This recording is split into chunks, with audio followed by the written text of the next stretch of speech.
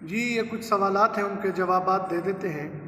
پہلا سوال یہ ہے کہ قسم سے متعلق کسی نے پوچھا ہے کہ میں نے قسم اٹھائی تھی کہ فلاں دوست کے گھر نہیں جاؤں گا، اور اگر جانا پڑ جائے تو قسم توڑنے کا کیا کفارہ ہے؟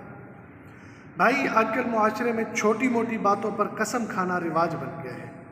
اس معاملے میں عجلت نہ دکھائی جائے۔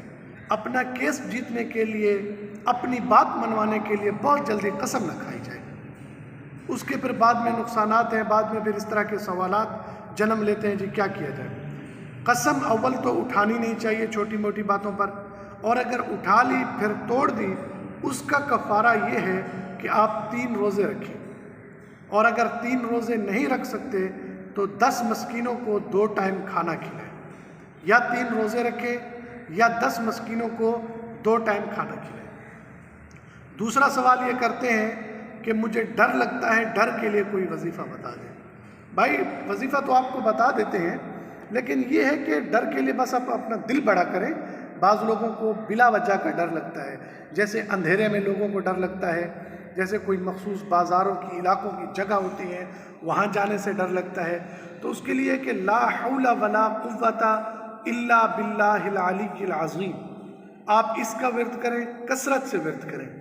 اور اگر آپ کو ڈر لگتا ہے آپ کی کہیں پر دشمنی ہے، آپ کے معاملات خراب چل رہے ہیں، کسی سے آپ کو نقصان کا اندیشہ ہے، تو اس کے لیے آپ ایک دعا ہے، بسم اللہ الذی لا یضر مع اسمہ شیء فی الارض ولا فی السماء وہو السمیع العلیم۔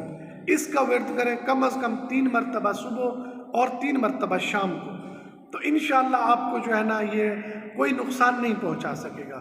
اور اگر آپ کو یہ کنفرم ہے کہ آپ کی دشمنی چل رہی ہے، آپ کو کسی سے خطرات ہیں، یا آپ بہت پریشانیوں میں گھرے ہوئے ہیں، تو اللہم انا نجعلک فی نحورہم ونعوذ بک من شرورہم، اس کا ورد کریں۔ انشاءاللہ اللہ پاک آپ کو تمام شر شرور اور خطرات سے محفوظ رکھیں گے، اور کوئی بھی چیز آپ کو نقصان نہیں پہنچا سکے گی۔ اچھا، جنازہ، وضو اور غسل کے متعلق بہت سوال ہیں، اس پر ہم انشاءاللہ ایک علیحدہ ویڈیو بنائیں گے۔